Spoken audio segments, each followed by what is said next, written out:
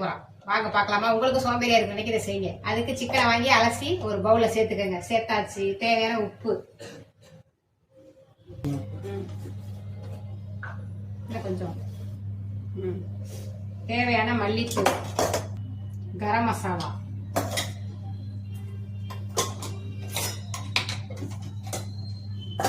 போட்டு பேஸ்ட்,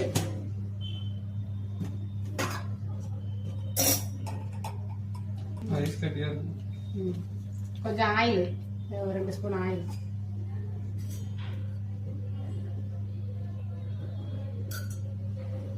மசாலா நல்லா ஊறிச்சு 10 நிமிஷம். இப்ப ஸ்டவ் ஆன் பண்ணி அப்படியே வச்சிட வேண்டியதாங்க. அதுல அந்த கவாவிலே ரெடி பண்ண அப்படியே கேட்டாச்சு.